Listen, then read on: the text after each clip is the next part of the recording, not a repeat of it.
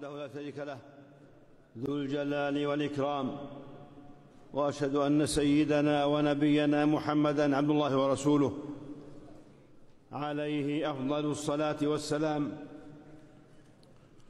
وعلى آله وأصحابه وأتباعه البررة الأعلام. أما بعد، فأوصيكم أيها الناس، أوصيكم حجاج بيت الله ونفسي بتقوى الله، فاتقوا الله رحمكم الله. اتقوا الله بفعل أوامره وترك مناهيه، فإن الله يحب المتقين، وجعل العاقبة للتقوى. التقوى عباد الله سبب خيري الدنيا والآخرة. للذين اتقوا عند ربهم جنات تجري من تحتها الأنهار خالدين فيها، وأزواج مطهرة، ورضوان من الله، والله بصير بالعباد. ولو أن أهل القرى آمنوا واتقوا لفتحنا عليهم بركات من السماء والأرض. وخاطب سبحانه حجج بيته آمرا لهم بالتقوى: وتزودوا فإن خير الزاد التقوى، واتقون يا أولي الألباب. وأمر خلقه كافة بالتعاون على التقوى، فقال عز شأنه: وتعاونوا على البر والتقوى ولا تعاونوا على الإثم والعدوان، واتقوا الله إن الله شديد العقاب. والتقوى حجاج بيت الله هي التمسك بدين الله والعمل بشرعه رجاء ثوابه وخوفا من عقابه. تمسك بدين الله، دينه الذي أكمله في مثل هذا اليوم، حينما نزل قوله عز شأنه: اليوم أكملت لكم دينكم وأتممت عليكم نعمتي ورضيت لكم الإسلام دينا. أيها المسلمون، دين الإسلام على 3 مراتب، أعلاها رتبة الإحسان، وبينها نبينا محمد صلى الله عليه وسلم بقوله: الإحسان أن تعبد الله كأنك تراه، فإن لم تكن تراه فإنه يراك. للذين أحسنوا في هذه الدنيا حسنة، ولدار الآخرة خير، ولنعم دار المتقين. وثاني مراتب هذا الدين رتبة الإيمان، والإيمان قول باللسان، واعتقاد بالجنان، وعمل بالأركان، يزيد بالطاعة وينقص بالعصيان، وهو 70 شعبة، أعلاها قول لا إله إلا الله، وأدناها إماطة الأذى عن الطريق، والحياء شعبة من الإيمان. ومن الإيمان رحمكم الله بر الوالدين، وصلة الأرحام، وقول الصدق، وطيب الكلم، والوفاء بالعقود والعهود، وحسن الخلق. واعبدوا الله ولا تشركوا به شيئا، وبالوالدين إحسانا، وبذي القربى واليتامى والمساكين، والجار ذي القربى والجار الجنوب، والصاحب بالجنب وابن السبيل، وما ملكت أيمانكم، إن الله لا يحب من كان مختالا فخورا. يا أيها الذين آمنوا أوفوا بالعقود، وقل لعبادي يقولوا التي هي أحسن، إن الشيطان ينزغ بينهم، إن الشيطان كان للإنسان عدوا مبينا. ولا تستوي الحسنة ولا السيئة، ادفع بالتي هي أحسن، فإذا الذي بينك وبينه عداوة كأنه ولي حميم. وما يلقاها إلا الذين صبروا، وما يلقاها إلا ذو حظ عظيم. ومن الإيمان الشكر عند النعماء، والصبر عند البلاء، والتوبة والندم بعد المعصية والجفاء. إنما يوفى الصابرون أجرهم بغير حساب. وإذ تأذن ربكم لئن شكرتم لأزيدنكم، وأن استغفروا ربكم ثم توبوا إليه يمتعكم متاعا حسنا إلى أجل مسمى، ويؤتي كل ذي فضل فضله. معاشر الحجيج، وأركان الإيمان 6: الإيمان بالله وملائكته وكتبه ورسله واليوم الآخر وبالقدر خيره وشره. ليس البر أن تولوا وجوهكم قبل المشرق والمغرب، ولكن البر من آمن بالله واليوم الآخر والملائكة والكتاب والنبيين. إنا كل شيء خلقناه بقدر، وبالإيمان تحصل النجاة والفوز بخيري الدنيا والآخرة. وعد الله المؤمنين والمؤمنات جنات تجري من تحتها الأنهار خالدين فيها، ومساكن طيبة في جنات عدن، ورضوان من الله أكبر. ذلك هو الفوز العظيم. الذين آمنوا ولم يلبسوا إيمانهم بظلم أولئك لهم الأمن وهم مهتدون. الإيمان بالله عباد الله يتضمن الإيمان به ربا خالقا مدبرا متصفا بالصفات العلى والأسماء الحسنى. إن ربكم الله الذي خلق السماوات والأرض في 6 أيام ثم استوى على العرش، يغشي الليل النهار يطلبه حثيثا، والشمس والقمر والنجوم مسخرات بأمره، ألا له الخلق والأمر. تبارك الله رب العالمين. ادعوا ربكم تضرعا وخفية إنه لا يحب المعتدين. ولا تفسدوا في الأرض بعد إصلاحها وادعوه خوفا وطمعا إن رحمة الله قريب من المحسنين. ومن الإيمان بالملائكة. الملائكة الكرام لا يعصون الله ما أمرهم ويفعلون ما يؤمرون، بل عباد مكرمون لا يسبقونه بالقول وهم بأمره يعملون، يسبحون بحمد ربهم ويستغفرون للذين آمنوا، يسبحون بحمد ربهم ويستغفرون لمن في الأرض. والإيمان بما أنزل الله من الكتب من التوراة والإنجيل والزبور وغيرها، وجعل الله القرآن الكريم مهيمنا عليها كلها.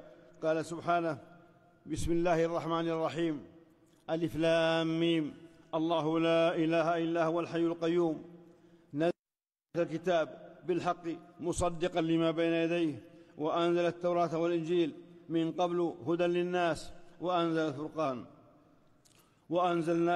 وأنزلنا إليك الكتاب بالحق مصدقا لما بين يديه من الكتاب ومهيمنا عليه. والإيمان برسل الله عز وجل، برسل الله عليهم الصلاة والسلام. آمن الرسول بما أنزل إليه من ربه، كلنا آمن بالله وملائكته وكتبه ورسله لا نفرق بين أحد من رسله، ولقد أرسلنا من قبلك رسلا إلى قومهم فجاءهم البينات فانتقمنا من الذين أجرموا وكان حقا علينا نصر المؤمنين. والإيمان باليوم الآخر، يوم القيامة، يوم الجزاء والحساب، وما فيه من الجنة لأولياء الله، وما فيه من العذاب والنار لأعداء الله. وللدار الآخرة خير للذين يتقون، أفلا تعقلون. والإيمان بأن الله قدر جميع الوقائع والحوادث ما كان وما يكون في اللوح المحفوظ، وشاءها وخلقها، سنة الله في الذين خلوا من قبل، وكان أمر الله قدرا مقدورا. إن الله بالغ أمره، قد جعل الله لكل شيء قدرا. أيها المسلمون حجاج بيت الله، أما الإسلام فقد فسره نبينا محمد صلى الله عليه وسلم بقوله: الإسلام أن تشهد أن لا إله إلا الله وأن محمد رسول الله، وتقيم الصلاة وتؤتي الزكاة وتصوم رمضان وتحج البيت إن استطعت إليه سبيلا. فشهادة أن لا إله إلا الله تتضمن أن العبادة حق الله وحده، لا يصرف شيء منها لغيره سبحانه، ولو كان من الملائكة أو الأنبياء أو الصالحين أو الأولياء. قل الله أعبد مخلصا له ديني. يا أيها الناس اعبدوا ربكم رزقكم والذين من قبلكم لعلكم تتقون. فلا تدعوا مع الله إلها آخر فتكونوا من المعذبين. قل يا أهل الكتاب تعالوا إلى كلمة سواء بيننا وبينكم ألا نعبد إلا الله ولا نشرك به شيئا ولا يتخذ بعضنا بعضا أربابا من دون الله، فإن تولوا فقولوا اشهدوا بأننا مسلمون. معاشر المسلمين، وفي تحقيق التوحيد وإخلاص العبادة عزة النفس ورفعتها، فلا ذل إلا لله تعالى، وإن يمسسك الله بضر فلا كاشف له إلا هو، ويردك بخير فلا راد لفضله، يصيب به من يشاء من عباده، وهو الغفور الرحيم. وشهادة أن محمد رسول الله تقتضي طاعته صلى الله عليه وسلم في أمره، وتصديقه في خبره، والسير على طريقته، فلا يعبد الله إلا بما جاء به رسول الله صلى الله عليه وسلم. لقد جاءكم رسول من أنفسكم عزيز عليه ما عنتم حريص عليكم بالمؤمنين رؤوف رحيم. الذين يتبعون الرسول النبي الأمي الذي يجدونه مكتوبا عندهم في التوراة والإنجيل، يأمرهم بالمعروف وينهاهم عن المنكر، ويحل لهم الطيبات ويحرم عليهم الخبائث، ويضع عنهم إصرهم والأغلال التي كانت عليهم. فالذين آمنوا به وعزروه ونصروه واتبعوا النور الذي أنزل معه أولئك هم المفلحون. فإن تنازعتم في شيء فردوه إلى الله والرسول إن كنتم تؤمنون بالله واليوم الآخر، ذلك خير وأحسن تأويلا. وفي تقرير الرسالة المحمدية ولزوم سنة النبي صلى الله عليه وسلم رفع لما قد يكون من نزاع بين الأمة، وتوحيد لمصدر التلقي فيها، وسلامة من البدع، وبذا تجتمع النفوس وتتآلف القلوب. معاشر الأحبة، والركن الثاني من أركان الإسلام إقام الصلاة، والصلاة صلة بين العبد وبين ربه، وسبب لنجاته، وطريق لاستشعار العبد مراقبة ربه. وفي الصلاة طهارة الظاهر والباطن، الطهارة المعنوية والحسية.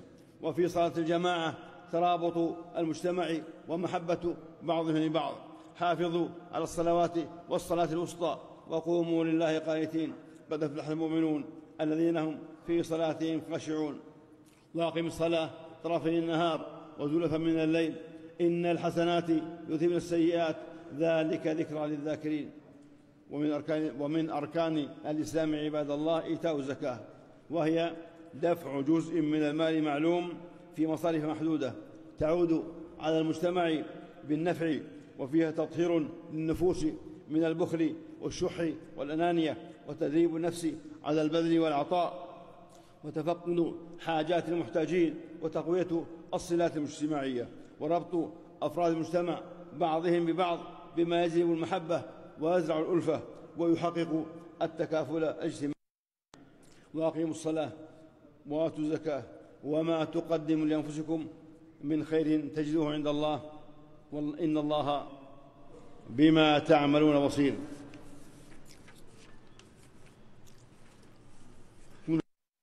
صدقة تطهرهم وتزكيهم بها، وصل عليهم.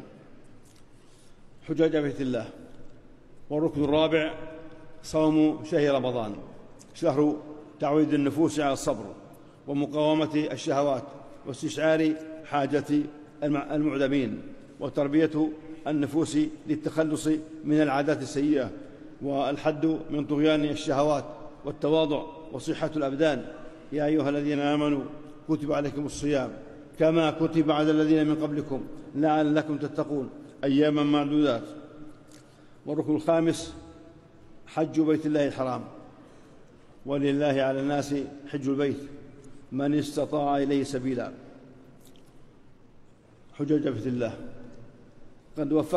قد وفقكم الله لحجه وأداء مناسكه، والحج يتضمن التذكير باليوم الآخر وتعظيم الرب وأوامره في النفوس مع قبولها والتسليم والرضا. وفي الحج الانتظام مع الجماعة، وفيه إطعام الطعام وتنظيم الوقت وتوظيفه فيما ينفع. وأتموا الحج والعمرة لله. الحج أشهر معلومات، فمن فرض فيه الحج فلا رفث ولا فسوق ولا جدال في الحج، وما تفعلوا من خير يعلمه الله. معاشر الحجيج، تقبل الله حجكم وجعل حجكم مبرورا وسعيكم مشكورا وذنبكم مغفورا. إنما تريه قيادة المملكة العربية السعودية بلاد الحرمين الشريفين ما تريه من عناية واهتمام بعمارة الحرمين الشريفين والمشاعر المقدسة، وما تقدمه لحجاج بيت الله وعماره وزواره وقاصديه، ممثلة في أجهزتها كافة الخدمية والأمنية من رعاية وعناية فائقين. كل ذلك مكن بفضل الله ومنه أداء مناسك الحج وشعائره بأمن وطمأنينة ويسر. ومن هنا فيجب الالتزام بالأنظمة والتعليمات والتوجيهات المنظمة للحج، وهذا الالتزام جزء من تحقيق مقاصد الشريعة، وهو واجب ديني وأخلاقي وسلوك حضاري يعبر عن روح التعاون والانضباط وسهولة أداء المناسك دون عناء ومشقة. حجاج بيت الله، وقف رسول الله صلى الله عليه وسلم بعرفة بعد أن خطب وصلى الظهر والعصر جمعا وقصرا، وقف حتى غربت الشمس، ثم ذهب إلى المزدلفة فصلى بها جمعا المغرب 3 والعشاء 2، وبات في مزدلفة إلى أن صلى الفجر، فجلس يذكر الله حتى أسفر، ثم ذهب إلى منى فرمى جمرة العقبة ب7 حصيات، ثم نحر هديه وحلق رأسه فتحلل التحلل الأول، ثم ذهب إلى البيت المشرف فطاف حول الكعبة 7 أشواط طواف الإفاضة، ثم عاد إلى منى يبيت بها ويرمي الجمرات في أيام التشريق 3، يرمي في كل يوم 21 حصاة، بدءا من الصغرى ثم الوسطى ويدعو بعدهما، ثم يرمي جمرة العقبة. وأجاز التعجل في يومين. فإذا قضيتم مناسككم فاذكروا الله كذكركم آباءكم أو أشد ذكرا. فمن الناس من يقول ربنا آتنا في الدنيا وما له في الآخرة من خلاق، ومنهم من يقول ربنا آتنا في الدنيا حسنة وفي الآخرة حسنة وقنا عذاب النار. أولئك لهم نصيب مما كسبوا والله سريع الحساب. واذكروا الله في أيام معدودات، فمن تعجل في يومين فلا إثم عليه، ومن تأخر فلا إثم عليه لمن اتقى، واتقوا الله واعلموا أنكم إليه تحشرون. أيها المسلمون حجاج بيت الله، يومكم هذا يوم فاضل يعتق الله فيه الرقاب من النار، ويدعو سبحانه فيباهي الملائكة بأهل الموقف، فأكثروا من الثناء على الله وذكره وشكره ودعائه، فإنكم في موطن من مواطن إجابة الدعاء، وخير الدعاء دعاء يوم عرفة، وقال ربكم ادعوني يستجب لكم. فاجتهدوا بالدعاء وابشروا واملوا. اللهم اغفر ذنوبنا، اللهم اغفر ذنوبنا، اللهم اغفر ذنوبنا، ويسر امورنا، واشرح صدورنا، ونور قلوبنا، واختم بالصالحات اعمالنا واجالنا. اللهم اغفر ذنوبنا ويسر امورنا، واشرح صدورنا، ونور قلوبنا، واختم بالصالحات اعمالنا واجالنا، واصلح ذرياتنا، وادخلنا الجنة واعذنا من النار. اللهم تقبل حجنا، اللهم تقبل حجنا وطاعتنا وصالح أعمالنا. اللهم وأعنا على ذكرك وشكرك وحسن عبادتك. اللهم إنا نسألك العفو والعافية والمعافاة الدائمة في الدين والدنيا والآخرة. اللهم إنا نسألك العفو والعافية والمعافاة الدائمة في الدين والدنيا والآخرة. اللهم أصلح أحوال المسلمين، اللهم أصلح أحوال المسلمين، اللهم أصلح أحوال المسلمين. اللهم ألف بين قلوبهم وتولى جميع شأنهم، وازرع المحبة فيما بينهم.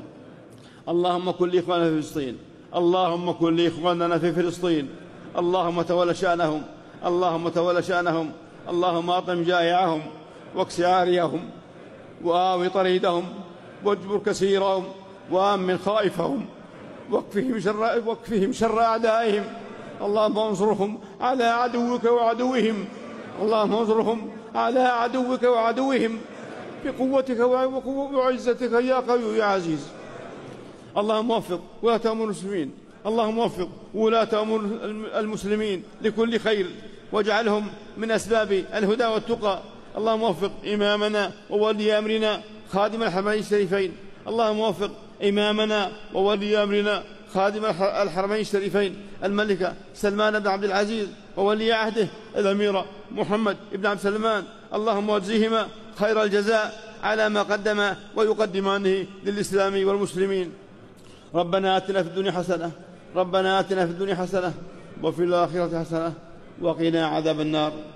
سبحان ربك رب العزة عما يصفون وسلام على المرسلين والحمد لله رب العالمين، وصلى الله وسلم وبارك على نبينا محمد وعلى آله وأصحابه أجمعين.